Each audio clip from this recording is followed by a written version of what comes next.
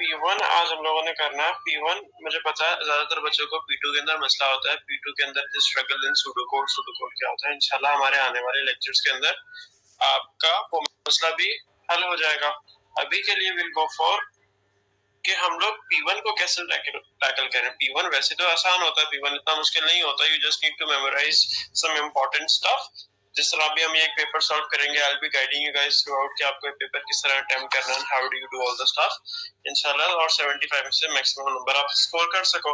सही है, तो पहले सवाल की तरफ आते हैं। पहला सवाल आपसे कह रहा है कि data can be measured in bits. Bits में पता है सबसे छोटा मेमोरी यूनिट होता है, ठीक है। सब जिस तरह एटम सबसे छोटा होता है, इस तरह कंप्यूटर की मेमोरी के अंदर सबसे छोटी स्टोरेज जो होती है वो एक बिट होती है। अब वो आपसे पूछता है कि give the name of the data storage measurements that is equal to 8 bits. तो भाई 1 बाइट जो होता है वो आपके पास 8 बिट्स के इक्वल होता है। और एक और चीज लिखते चले जाओ कि 1 निबल जो होती है आपके पास, that is basically equal to 4 bits, ठीक है। अच्छा, state how many bits are there in a kiwi byte. अच्छा, सबसे पहले आप कीबी बाइट और किलो बाइट में फर्क समझ लो। देखो, अगर कहीं पे आपके पास ऐसे लिखा हुआ है कीबी मीबी लिखा हुआ है, तो नो दैट कि इनके अंदर जैसे कीबी बाइट के अंदर 1024 बाइट्स होते हैं, क्या, और मीबी के अंदर क्या होंगे 1024 कीबी बाइट, ठीक है। अब भाई सर फिर किलोबाइट और मेगाबाइट क्या होते हैं? देख, किलोबाइट और मेगाबाइट क्या होते हैं, ये देख। किलोबाइट के अंदर आपके पास 1000 बाइट्स होते हैं, ठीक है। और मेगाबाइट के अंदर क्या होता है? मेगाबाइट के अंदर आपके पास 1000 किलोबाइट्स होते हैं। आई होप इसी तरह it goes on for gigabyte and gigabyte and then terabyte into tebibyte, ये वाली बात है। फिर आगे इसी तरह ये टेबल फिल होता चले आ जाता है। अगर मैं अपने सवाल की तरफ वापस आऊं, तो सवाल में उसने मुझसे मांगा है कि state how many bits are there in a kiwi bite, कि क्या मांगा उसने? बिट्स पूछा है मुझसे। तो अब मुझे बताओ कि आपके पास एक कीबी बाइट के अंदर कितने बाइट्स हैं? 1024 बाइट्स।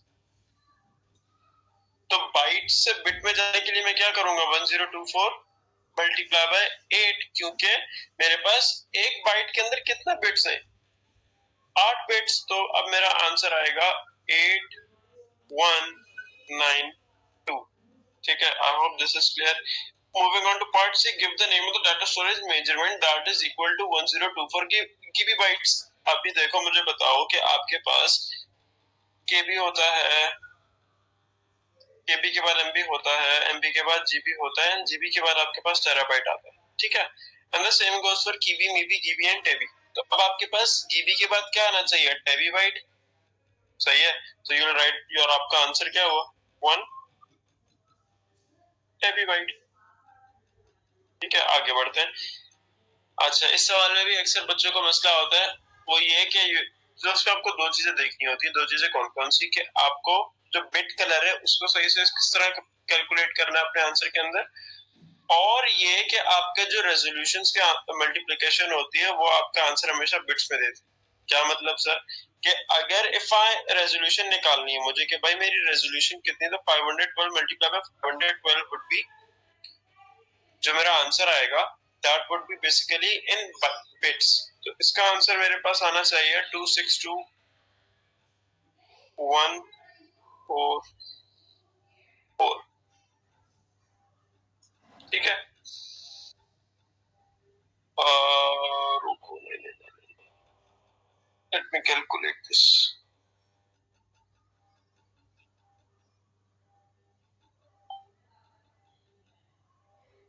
ठीक है, 262144, ओके। आप डू टेल मी, मेरा जो बिट कलर इमेज है, यानी कितने बिट का इमेज, कितने कलर बिट का इमेज है? इट्स बेसिकली क्या, ये मेरे पास 16 बिट का इमेज है।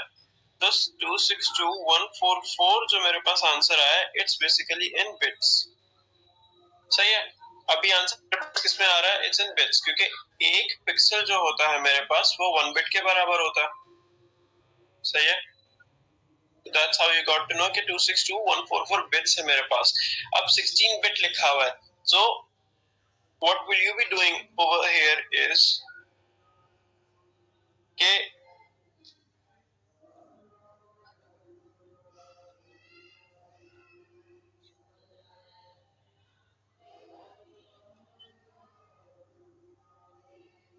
ठीक है कि अब आपके पास आपने अपने आंसर को मल्टीप्लाई किससे कराना है? जो भी आपका बिट कलर इमेज है, इट्स 16, राइट? तो इस 16 से कराने के बाद अब उसने आपसे आंसर कौन सी फॉर्म में मांगा है? He is asking you for the answer in kiwi bytes. Kiwi bytes, तो अब भाई मुझे जो यहाँ से आंसर मिलेगा वो किसमें होगा? It would be in bits या bytes, would be in bytes. ये बात हमेशा याद रखना।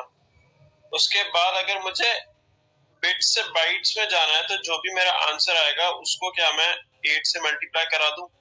ओ सॉरी, डिवाइड करा दूं। 8 से डिवाइड कराऊंगा तो can I write down the answer as this. तो ये मेरे पास नंबर ऑफ बाइट्स आ गए। अभी हमने ऊपर देखा कि हमारे पास कीबी बाइट में कितने बाइट्स है? 1024। तो इसको कीबी बाइट में कन्वर्ट करने की what would I do is 524,288 divided by 1024, and that is how you get your final answer, which would be divided by 104, 512.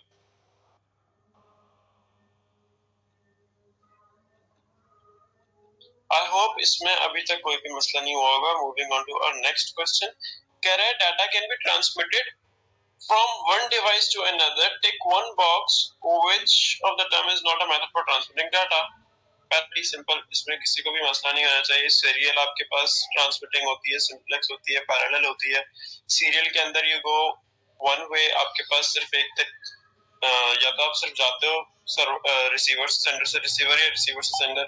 Simplex के अंदर आप जाते हो बट मल्टीपल टाइम्स जाते हो। पैरेलल के अंदर आप क्या करते हो? You go multiple times from to the receiver. ठीक है, पैरेलल आपके पास वो दो तरह की होती है। तो ये सारे मोड्स आप कम्युनिकेशन के चैप्टर के अंदर पढ़ते हो। पैरिटी जो होता है, on the other hand, parity आपके पास एक सिक्योरिटी चेक। ठीक है, ये कम्युनिकेशन या ट्रांसमिटिंग डाटा का तरीका नहीं, तो आपका आंसर डी होगा। अच्छा, data is broken down into smaller units to be transmitted from one device to another. Give the name of the unit that the data is broken into packets. ये याद कर लो। ठीक है, आपके पास जब आपका डाटा आपको ट्रांसफर करना होता है from one end to another, तो आप इस बड़े डाटा को छोटे छोटे डब्बों के अंदर स्टोर करा देते हो और उन डब्बों को आप क्या कहते हो? पैकेट्स। चलो आ गया। Data is often encrypted when it is transmitted from one device to another. Explain how data is encrypted using symmetric encryption. Okay यार, देखो सिमेट्रिक के अंदर क्या होता है। देखो, जब भी आपको किसी डाटा को एन्क्रिप्ट कराना होता है ना, तो फर्ज करो मैं यहाँ लिखता हूँ अपना पासवर्ड लिखता हूँ 1 2 3 and 4। ठीक है, अब मैं क्या करूंगा यहाँ पे कि मुझे इस डाटा को एन्क्रिप्ट करना है इनटू समथिंग एल्स, कि मेरा जो भी हैकर है, अगर वो डाटा को ये डाटा ट्रांसमिट हो रहा है उसके बीच में आके कहीं से मेरा डाटा चोरी ना कर ले। और अगर चोरी कर भी लेता, अगर उसको वो एन्क्रिप्टेड डाटा मिल भी जाता है तो वो उसको क्रैक नहीं कर पाए। सही है, यानी उसको वो डिसाइफर नहीं कर पाए कि भाई इसका एक्चुअल पासवर्ड क्या है। तो सिमेट्रिक और एसिमेट्रिक एन्क्रिप्शन होती है। सिमेट्रिक के अंदर क्या होता है कि आपके पास आप एक पासवर्ड देते हो इसको, इस पूरी पासवर्ड को, यानी जो आपका डाटा होता है उसको आप एक पासवर्ड देते हो कि भाई फर्स्ट करो I am changing it into 4312। This is my encrypted password. ठीक है, तो अब अगर मुझे इस एन्क्रिप्टेड पासवर्ड को रिकवर करना है तो what would I do is कि जो मेरा पासवर्ड है, जो अलग पासवर्ड है, यानी उसको मैं की कहता हूँ, जब तक मैं वो की अप्लाई नहीं करूंगा तो मैं अपना एक्चुअल पासवर्ड नहीं देख सकता। तो ये I will never be able to find out the actual value. सही है, तो वो जो की आपने इंक्रिप्ट करने के लिए यूज की थी, उसी की से आप क्या करते हो, उसको डिक्रिप्ट भी करते हो।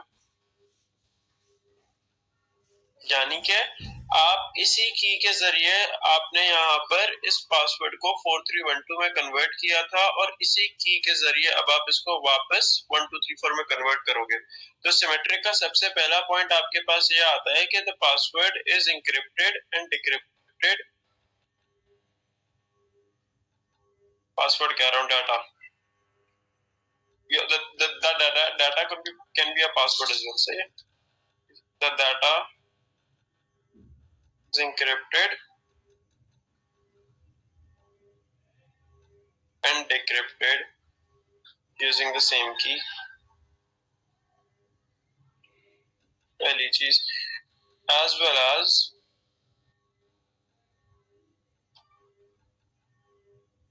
अब दूसरी चीजें देखते हैं। यहाँ पे देखो कि आपकी इंक्रिप्शन होती कैसे है। जो आपका प्लेन टेक्स्ट होता है या आपका डाटा होता है, उसको सबसे पहले आपने क्या करना होता है, साइफर टेक्स्ट में कन्वर्ट करना होता है। तो जिसके जरिए that process is known as encryption. Plain text is converted to cipher text. ठीक है, using an algorithm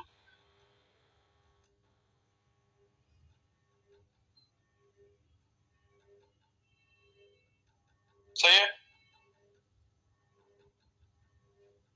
using an algorithm that uses a key, और की क्या होती मैंने अभी बताया, और and that key is transmitted to the receiver so that it can decipher the password.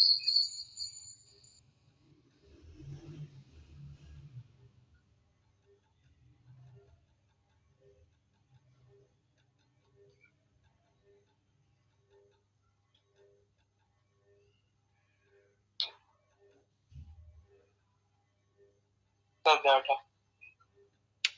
अच्छा भाई, मुझे अपने डाटा को छुपाने की जरूरत क्या है? The only need is to keep my data secure. तो ये तो बहुत आसान था, ये भी मुफ्त का नंबर था।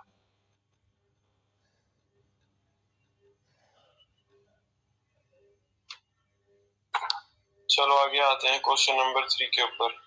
Oh my God, एक और फ्री का number. Give the name of the number system that has a base of 16 hexadecimal. Simple as that. 3 ternary numbers are entered into a computer. The computer converts the number and stores them as binary. Give the binary that would be stored for each of the ternary numbers. It's easy यार, ये तो बहुत ज्यादा आसान है। इसकी बहुत आसान ट्रिक होती है ना, होप कि आप सबको आती भी होगी। If I make up a 8-bit register over here, ठीक है, 1 2 3 4 5 6 7, ठीक है, ये मेरे पास 1 2 4 8 16 32 64 और 128 ये मेरे बॉक्सेस होते हैं। सही है, ऐसे मैं अपने बॉक्सेस को फिल करता हूँ। उसके बाद if I want to make it 10, तो 8 plus 2 is 10, so 1 0 1 0, so I would write 0 0 0 0 1 0 1 0, और अगर आप सिर्फ 1 0 1 0 लिखते हो तब भी ठीक है। ठीक है, 50 के लिए क्या करोगे? 50 के लिए what do you need is you need 32 16 and 2, यानी 32 plus 16 is 48 and 48 plus 2 is 50। तो आपके पास क्या हो जाएगा? 0 0 1 1 0 0 1 0 for 50। तो if you exclude the starting zeros, the left right zeros, तब भी सही है। अगर आप ये दो जीरोस नहीं भी लिखते पीछे वाले तो मसला नहीं है। ठीक है, मैं लिख रहा हूँ यहाँ पे 201। गुड क्वेश्चन भाई। 201 के लिए क्या क्या करोगे? 128 plus 64, 128 plus 64 कितना होता है? 128 plus 64 is 188 and 192। 192 में मुझे अब कितना ऐड करना है? 9 ऐड करना है, तो 8 + 9 यानी 1 1 0 0 1 0 0 1। सही है, आगे बढ़ते हैं। You had the working space as well कि भाई 8 + 2 = 10, 64 plus, sorry, 64 plus 128 plus 8 plus 1 was equal to 201। और 50 के लिए हमने क्या किया था, 32 plus 16 plus 2 equals to 50। ठीक है, explain why the data is converted to binary by the computer। भाई क्योंकि कंप्यूटर आपके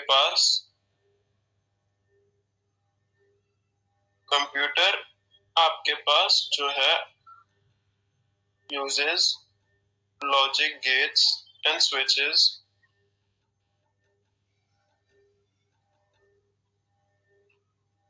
that can only process ones and zeros।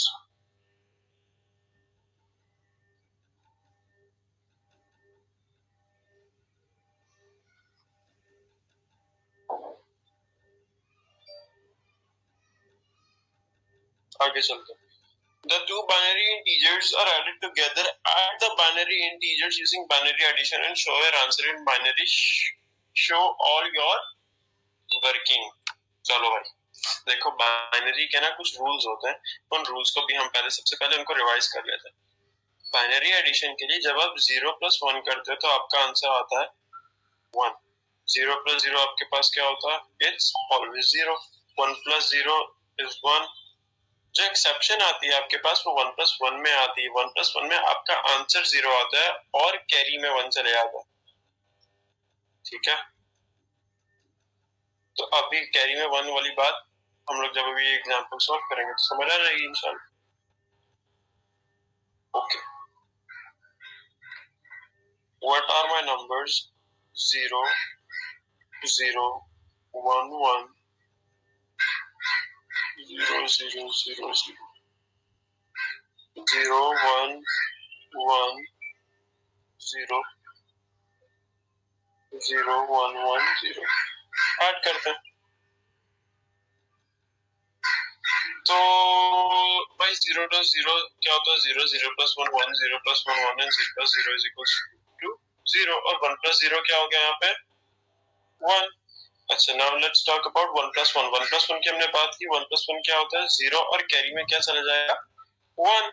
और कैरी में 1 जाएगा तो अब 1 + 1 दोबारा से क्या होगा, 0 और दोबारा से कैरी में 1 चला जाएगा। अब बताओ 1 + 0 + 0 कितना होगा, 1।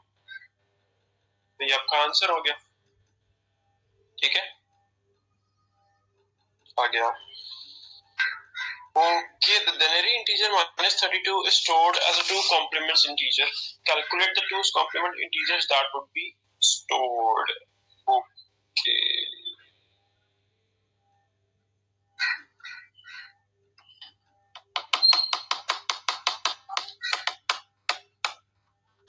भाई देखो, इसके पास आपके पास जो आपकी सबसे आसान वर्किंग होती है ना, वो ये होती है कि आप क्या करो, सबसे पहले प्लस जो भी नंबर उसने नेगेटिव में आपको लिखने को बोला है, तो ये सबसे पहली चीज एक हमेशा याद रखना कि 2's कॉम्प्लीमेंट और 1's कॉम्प्लीमेंट हमारे पास हमेशा सिर्फ नेगेटिव नंबर्स की रिप्रेजेंटेशन होती है। पॉजिटिव नंबर्स का 1's कॉम्प्लीमेंट 2's कॉम्प्लीमेंट नहीं होता।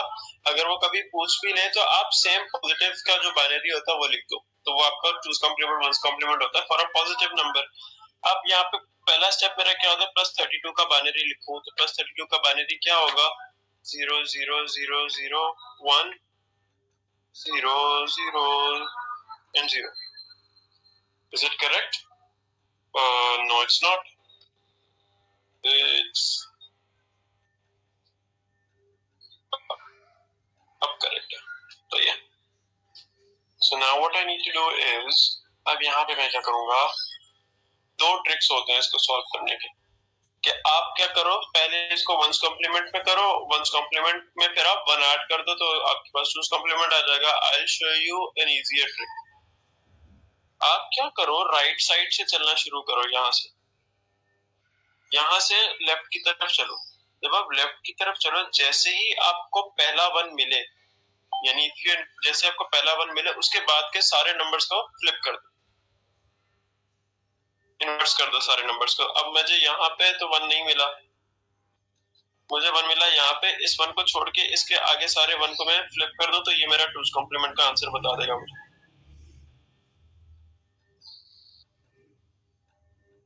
तो इसका आंसर होगा 1 1 1 0 0 0।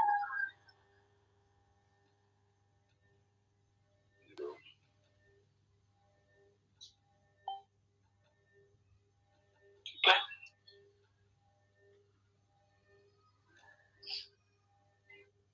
I hope it adds up. ठीक हो गया।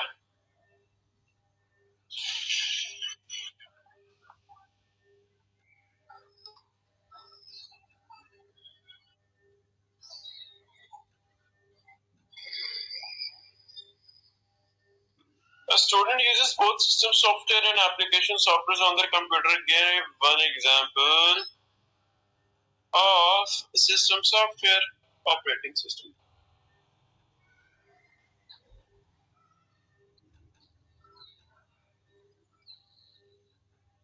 Give two examples of application softwares. यार आप कुछ भी लिख सकते हो, इट्स अ लॉट। आपका जो भी कोई गेम होता है वो भी एप्लीकेशन सॉफ्टवेयर है, वेब ब्राउज़र भी एप्लीकेशन सॉफ्टवेयर है, ये सोशल मीडिया एप्स भी इस एप्लीकेशन सॉफ्टवेयर है। You can write a lot about in this. ठीक है, इसमें मुझे नहीं लगता किसी को भी किसी तरह का कोई भी छोटा सा मसला होगा।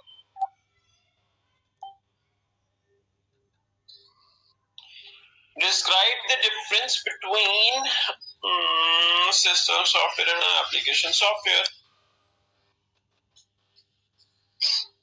भाई इसकी बहुत सिंपल सी बात है। वो सिंपल सी बात ये है कि आपके पास जो सिस्टम सॉफ्टवेयर होता है ना, system software manages and maintains, या मैनेज कर दो, manages your hardware and software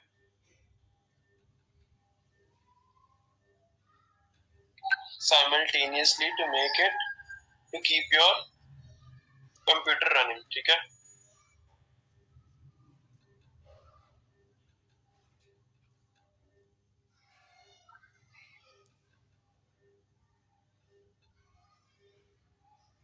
and application software are made so that you can perform your following tasks, your desired tasks।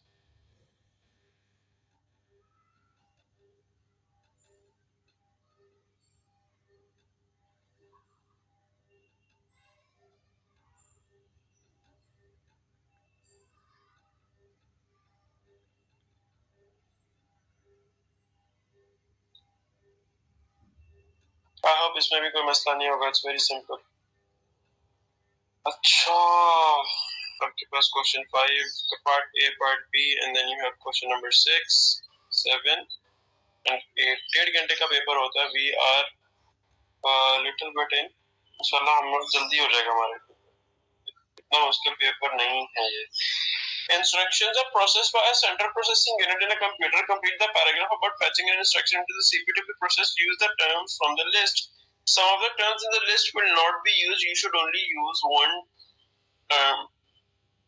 एक टर्म आप एक ही दफा यूज कर सकते हो। ठीक है भाई, देखो, the program counters contains the dash of the next instruction। भाई आपके पास एड्रेस होता है ना, सबसे पहले प्रोग्राम काउंटर के अंदर किस चीज का एड्रेस होता है, तो नेक्स्ट जिस इंस्ट्रक्शन को आपको आगे एग्जीक्यूट करना है। ठीक है, उसके बाद कह रहा है then it is sent to the dash using the address bus. भाई पीसी के बाद, प्रोग्राम काउंटर के बाद आप कहाँ जाते हो? एमएआर के अंदर जाते हो ना, मेमोरी एड्रेस रजिस्टर के अंदर। मेमोरी एड्रेस रजिस्टर ये रहा, अब इसको भी एक दफा यूज कर लिया। आप यहाँ लिख दो एमएआर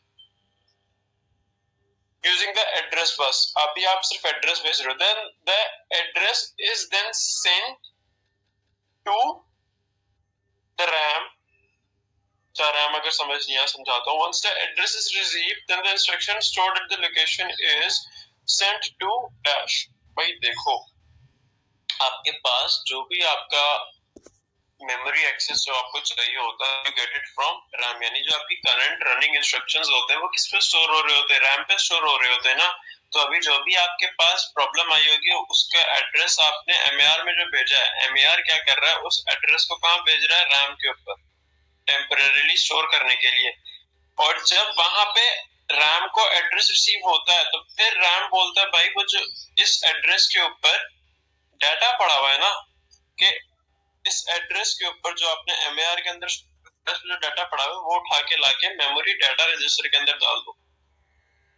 एमडीआर के अंदर, एमएआर के बाद आप कहाँ जाते हो, एमडीआर में डालते हो, ठीक है, एमडीआर में डाल दो यूजिंग द। अच्छा अब भाई कौन सी बस यूज होगी यहाँ पे, एड्रेस कैरी करने के लिए एड्रेस, डाटा कैरी करने के लिए कौन सी बस यूज होगी, data bus. The instruction is then sent to the CIR current instruction register. फिर आपकी यहाँ से जो भी इंस्ट्रक्शन होती है वो CIR में चली जाती है बताने के लिए कि इस वक्त मैं इस इंस्ट्रक्शन को डील कर रहा हूँ। और देन और CIR कहाँ होता है, कंट्रोल यूनिट के अंदर,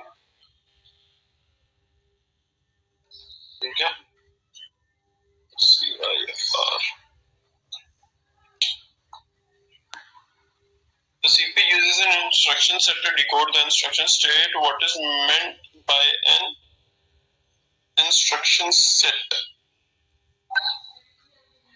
भाई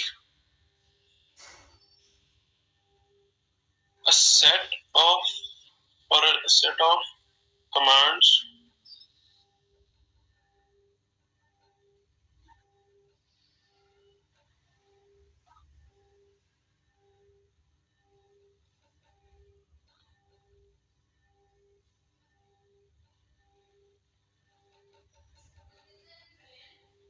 ठीक है, इसको याद कर लो, set of commands that can be processed by the CPU. It's nothing like बहुत ज्यादा कोई मुश्किल नहीं है। ओके अब भाई हमारे नंबर 2 के अंदर आप बहुत सारे चेक्स पढ़ते हो, अपनी नॉलेज को चेक करने का टाइम आ गया। The table contains statements about error detection methods. Complete the table by giving the correct error detection method for each statement. सबसे पहले मैं आपको याद करा दूं आपके पास कौन कौन से होते थे, पैरिटी होता था आपके पास, इको चेक होता था आपके पास,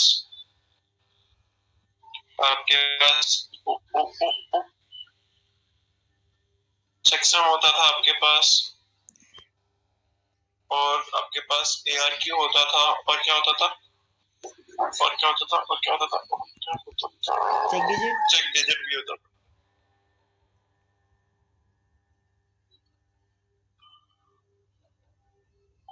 चेक डिजिट होता, ठीक है भाई। एन ऑड और even process can be used. आप पैरिटी बिट के अंदर चेक करते हो ना कि आपके पास ऑड नंबर ऑफ जीरोस है कि इवन नंबर ऑफ जीरोस, तो यहाँ तो पैरिटी आ जाएगा विदाउट एनी डाउट, ठीक है। A value is calculated from the data using an algorithm. This happens before and after the data is transmitted. अभी अगर आपके पास आप एक पूरी फुल फ्लेज वैल्यू को चेक कर रहे होते हो, यानी कि एक प्रॉपर सेट ऑफ इंस्ट्रक्शंस होता है, उसको फॉलो करके आप एक सम की वैल्यू कैलकुलेट करके डाटा के साथ सेंड करते हो यूजर को कि भाई अगर आपके पास भी डाटा को एन्क्रिप्ट करने के बाद, डिक्रिप्ट करने के बाद यही वैल्यू आती तो आपका डाटा सही, चीज को हम कहते हैं checksum. A copy of the data is sent back to the sender by the receiver. Echo check. कि आपका जब रिसीवर डाटा को रिसीव करता है तो क्या करता है, वो फिर वो डाटा दोबारा भेजता है जो ना सेंडर को, भाई बताओ तुमने मुझे ये चीज भेजी थी कि नहीं भेजी थी। Acknowledgement and time out are used in ARQ, automatic repeat request, इसके नाम से पता चल जाता है।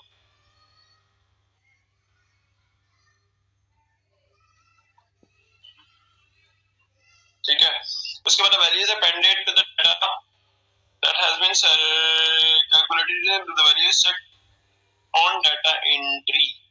Check digit.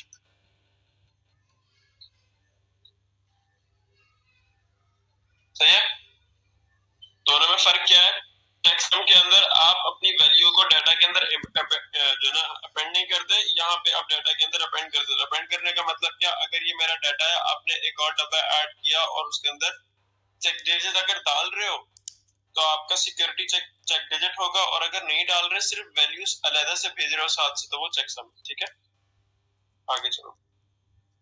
A computer has both media access control address and an IP address. Tick one box to show which of the statements is correct about the MAC address. It is assigned by the manufacturer. It is assigned by a router. It can be static or dynamic.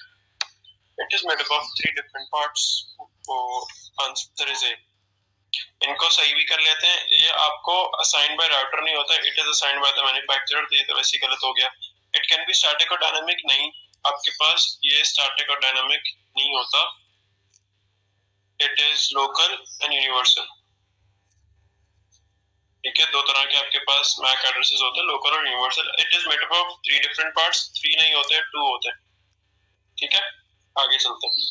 An IP address can have an IPv4 or IPv6 format. Give an example of an IP address that is an IPv4 format.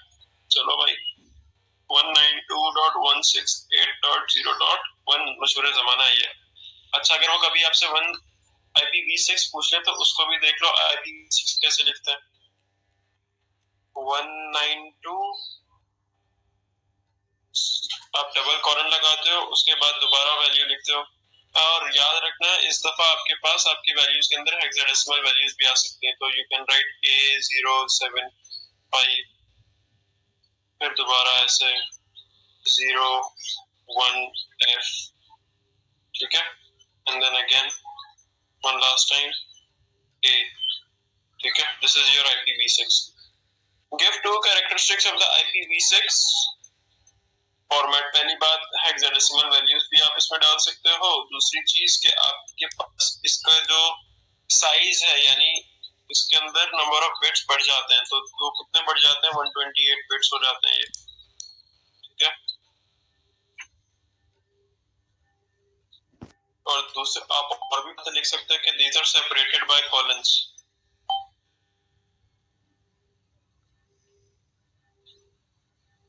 यहाँ पे double colon नहीं लगाना, single colon लगाना। हमेशा double colon आपके पास एक special case होता है, वो भी दिखाता हूँ, वो भी बताया। 192 डबल कॉलन, उसके बाद आपने लिखा 76F:00A।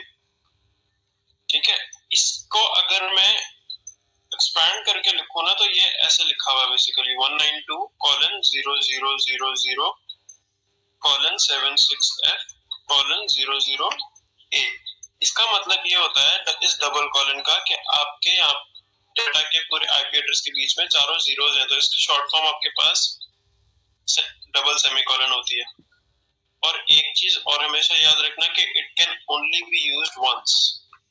ठीक है, अगर ये 2 दफा यूज हो रहा तो आपका IPv6 गलत हो जाएगा। Okay, last question. The company has a website that is suffering a distributed denial of service attack. Draw and annotate a diagram to show the process of DDoS. Okay.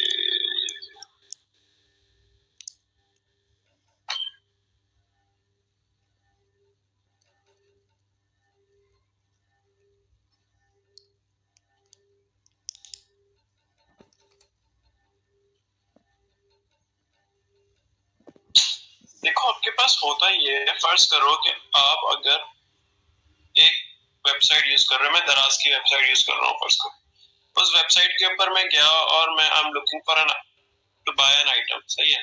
अब क्या हुआ कि किसी ने डिसाइड किया कि यार मुझे ना इसका ये वाला आइटम नहीं बिकने देना, I need to do something कि ये वेबसाइट क्रैश कर जाए।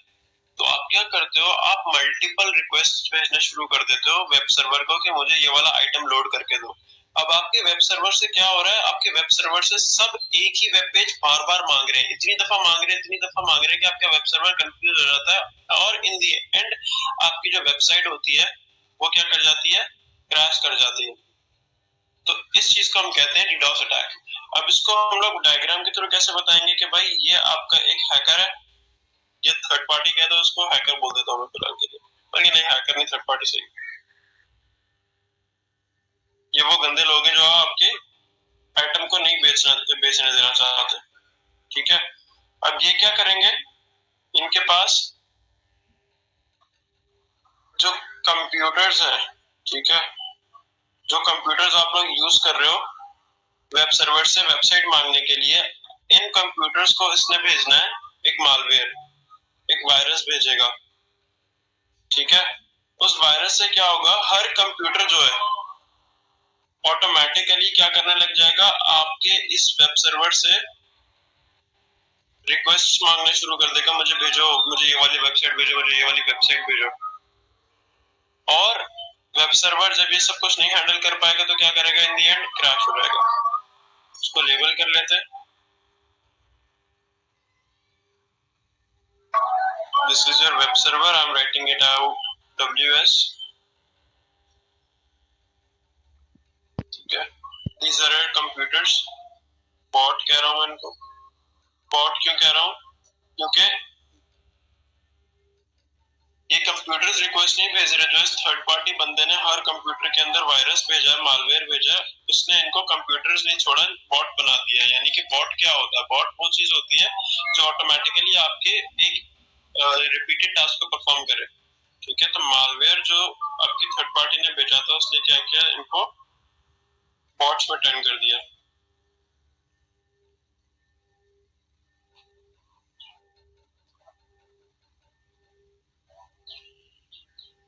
पांच नंबर, अल्लाह अकबर। चलो जी, identify a solution that can be used to help prevent the DDoS attack being successful। Proxy server एक तरीका, फायरवॉल एक और तरीका।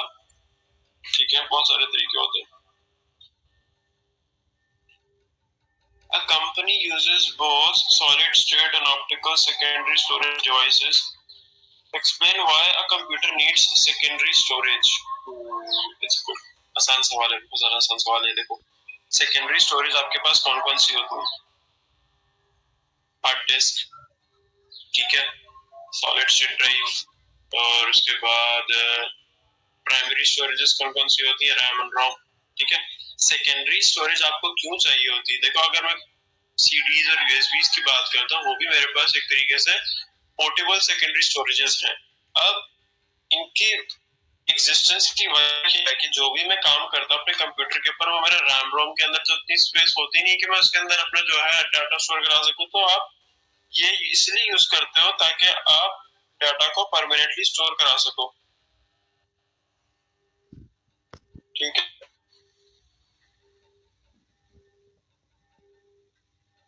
और दूसरी चीज कि आपके कंप्यूटर के साथ जैसे आप जाते हो अगर कंप्यूटर बनवाने, तो वो इजीली आपके कंप्यूटर के अंदर इंस्टॉल हो जाते हैं, यूएसबी कनेक्ट हो जाती है, सीडी अंदर चली जाती है, हार्ड डिस्क और सॉलिड स्टेट ड्राइव आपके मदरबोर्ड के साथ अटैच हो जाते हैं। दूसरी चीज ये है कि आपका जो भी ऑपरेटिंग सिस्टम सॉफ्टवेयर हो या एप्लीकेशन सॉफ्टवेयर, वो कहाँ पे होएगा, कहाँ स्टोर होता है। ठीक है, वो सेकेंडरी स्टोरेज के अंदर स्टोर होता है।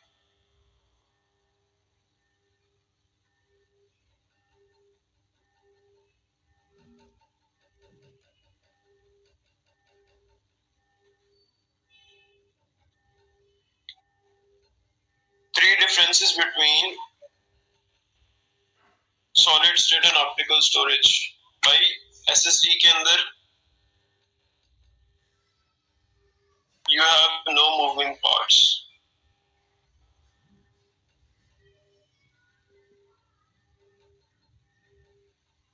हार्ड डिस्क के अंदर you have moving parts।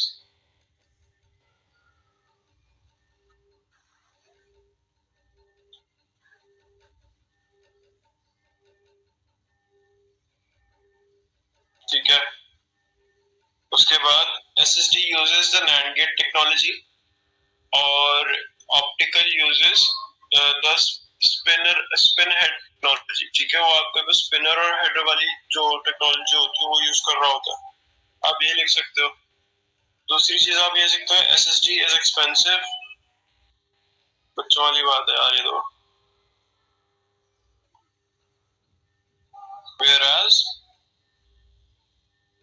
HDD is cheap। SSD fast होती है, इज फास्टर, से लिखें तो ये लिख सकते हैं कि SSD has a faster access time, has a faster access time as compared to optical.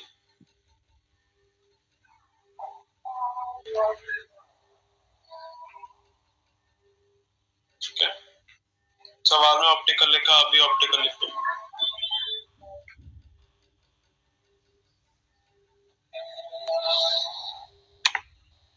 आगे चलते हैं।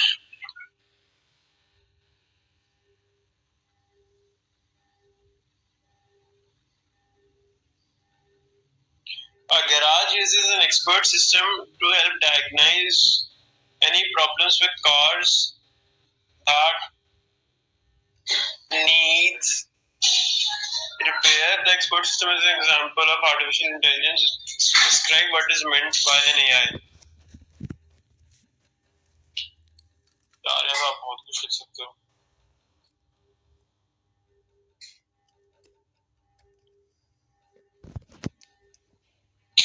भाई देखो, AI जो है वो आपके पास क्या होता है,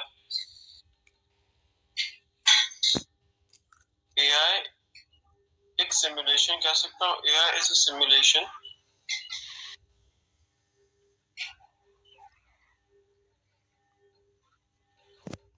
of intelligent behaviors by the computer। ये आप याद कर लो, सही है। ये बुक्स के अंदर भी ये वाली डेफिनेशन लिखी हुई है। अब इसको एक्सप्लेन करता हूँ। इट्स एन इंटरेस्टिंग टॉपिक, इस पे we can talk for hours, लेकिन ये डेफिनेशन आप याद कर लो, दोबारा भी लिखने का है तब भी। अब आपको एक नंबर तो मिल गया, you need to write down one more point for another number. तो आप ये कर सकते हो, यू शुड नो कि एआई क्या करता है कि एआई को आप जब भी डाटा देते हो तो उस डाटा को रीड करता है और उस डाटा को बार बार रन करता है टू गेट आंसर्स, और फिर वो क्या नाम है, गलत आंसर्स को भी गलत आउटपुट देके भी सीखता है और न्यू आउटपुट देके भी सीखता है। The only thing is simulation क्यों कह रहा हूँ, क्योंकि वो एक काम बार बार करता है ताकि वो उस चीज पे परफेक्ट हो जाए, उस चीज पे मास्टरी ले। So you can write down that AI has the ability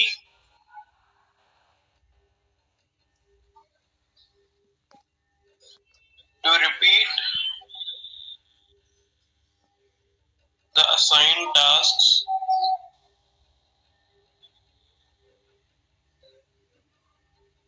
in order to learn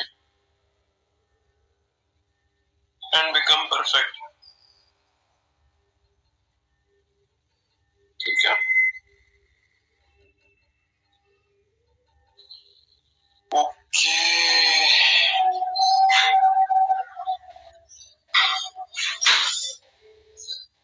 A car has a problem with its braking system, so it is brought into the garage. Explain how the expert system operates and how it is used to help diagnose the problem. इसका आप कुछ भी like you can make up a story of yourself, but कुछ चीजें इसके अंदर आपको लिखनी पड़ेंगी। वो ये कि जब आप अपने कार को लेके आओगे और आपकी कार को सबसे AI क्या करता है, आपकी कार जो है वो जो भी आपका यूजर है वो पहले गाड़ी के बारे में बताएगा कि जी मेरे पास ये है। उसके बाद वो क्या करेगा, जो जो भी AI होगा वो सवाल पूछेगा। सवाल पूछने के बाद उन सवालों के जवाब देने के बाद वो क्या करेगा, वो उन सवालों के जवाब देने के बाद आपको सॉल्यूशंस बताएगा, सोचेगा, क्योंकि उसने पहले प्रॉब्लम सॉल्व किए हुए होंगे, तो उसके बाद सोचेगा कि इसका हल क्या है। फिर उस नॉलेज की बेसिस पे वो आपको क्या करेगा, आपको सॉल्यूशन देगा। जिस तरह चैट जीपीटी को आप सवाल देते हो, क्योंकि उसने पहले प्रॉब्लम सॉल्व किए हुए, उनकी बेसिस पे आपको सॉल्यूशन देता है। सेम इसी चीज में आपको वो आपकी गाड़ी के बारे में बताएगा और उस एक्सप्लेनेशन सिस्टम में आपको बता देगा कि जी भाई इस तरह जो है आपका डायग्नोसिस हो जाएगा। सो इन बातों की आपको यहाँ पे लेंदी सा एक आंसर लिखना है। जस्ट नो के 5 डिफरेंट पॉइंट्स लिखने होंगे यहाँ पे, ठीक है। अब अपने आखिरी क्वेश्चन की तरफ आते हैं। Companies website users use the internet and the world wide web to access the website. Describe the difference between the internet and the world wide web. यार the internet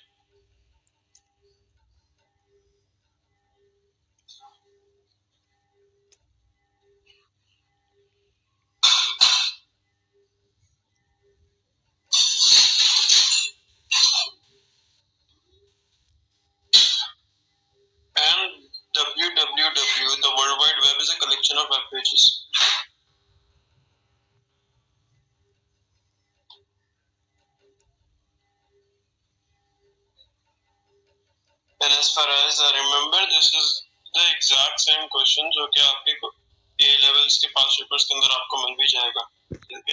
It is repeated over here. The website has a URL. The URL has 3 different parts. Identify the 3 different parts that are included in a URL. अरे यार, protocol मैं समझाता हूँ ये क्या क्या चीजें होती. प्रोटोकॉल, डोमेन,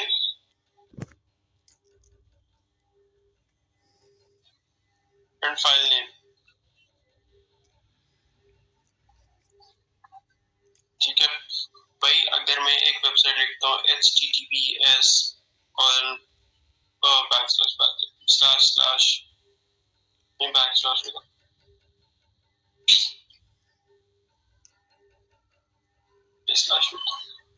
और लिखता हूँ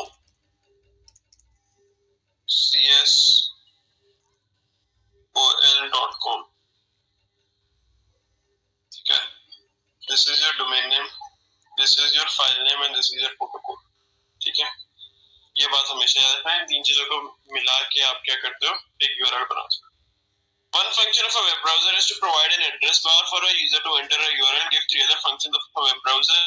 भाई 3 कोई भी लिख दो. या you can use social media, you can like storing cookies is one of them. Cookies क्या होते हैं? जो भी आप वेबसाइट यूज कर रहे होते हो तो आपके सर्चेस को, आपके क्लिक्स को वो एक जगह स्टोर कर रहा होता है. वो जहाँ स्टोर कर रहा होता है फाइल्स का कुकीज कहते हो.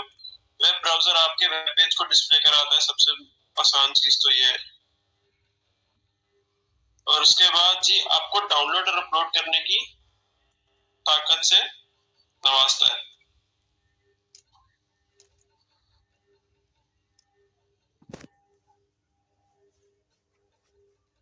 उसके अलावा भी बहुत सारी चीजें हैं, जैसे कि बुकमार्क्स ऐड करने का ऑप्शन देता है और आपको क्या नाम है मल्टीपल टैब्स यूज करने देता है. ठीक है, there's a lot that you can write down over here. तो इस तरह हमारा ये पूरा पेपर कंप्लीट हो गया. It was comparatively easier question, जिसमें अगर बच्चा फंसता तो वो फंसता इस सवाल में. और I don't think there is anything जिसमें उसको फंसना चाहिए था. बाकी सब तो आसान था. I hope कि सब आसान ही होगा. And if you guys have any kind of question, drop it down into the comment section. So we'll be entertaining your queries inshallah. और अगर इस तरह के और लेक्चर्स चाहिए तो भाई फिर लाइक शेयर सब्सक्राइब भी करना पड़ेगा, है ना? Yes, and for more lectures, like and subscribe our YouTube channel. Okay. Allah Hafiz.